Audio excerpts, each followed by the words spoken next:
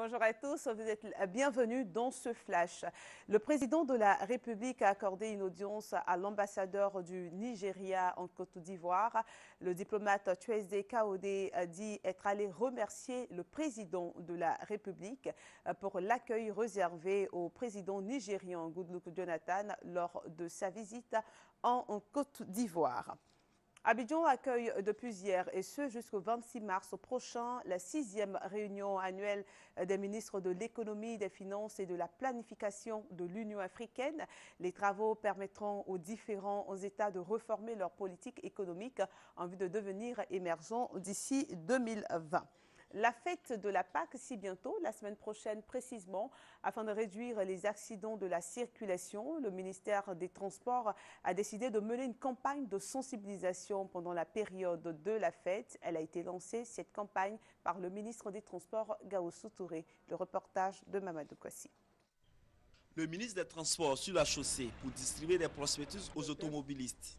C'est le lancement de la campagne d'éducation et de sensibilisation des usagers de la route en cette période de fête de Pâques, moment d'intense trafic routier. J'invite l'ensemble des transporteurs, des conducteurs, tous les acteurs du transport routier à la prudence. Ne prenons pas le volant lorsqu'on a une consommation d'alcool et faisons en sorte qu'on ne transforme pas cette fête de joie à une tristesse. Respectons rigoureusement le code de la route.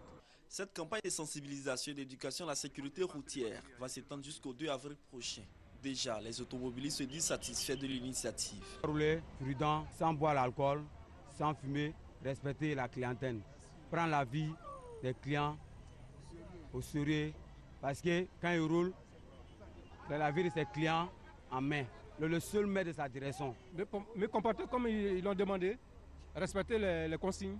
L'opération sera constituée de campagnes de proximité dans les différentes gares routières et corridors ainsi qu'à travers les masses médias. L'an dernier, au moment des fêtes de Pâques, on a enregistré des dizaines d'accidents sur nos routes dus à la fatigue des automobilistes, à l'alcool au volant et au mauvais état des véhicules. À l'étranger, l'actualité française est marquée par ce coup de tonnerre judiciaire et politique. L'ancien chef de l'État, Nicolas Sarkozy, a été mis en examen hier soir pour abus de faiblesse dans le cadre du dossier Bettencourt. L'UMP s'interroge sur une éventuelle instrumentalisation de la justice à des fins politiques. Et puis la séance exceptionnelle du Parlement chypriote prévue ce matin a été retardée en raison du réexamen des projets de loi destinés à lever des milliards d'euros afin de pouvoir s'assurer un plan de sauvetage européen et éviter la faillite. Sous pression de l'Eurogroupe et après avoir été lâché par les Russes, le gouvernement cherche à trouver un plan B acceptable pour les Européens après le rejet mardi par le Parlement chypriote d'un premier projet d'une taxe sur les comptes bancaires qui devrait rapporter 5,8 milliards d'euros. Premier rendez-vous des éléphants après l'échec à la CAN 2013, les éliminatoires du Mondial 2014 face à la Gambie demain samedi. L'équipe nationale a eu sa séance d'entraînement hier après-midi sur la pelouse du stade Félix Houphouët-Boigny.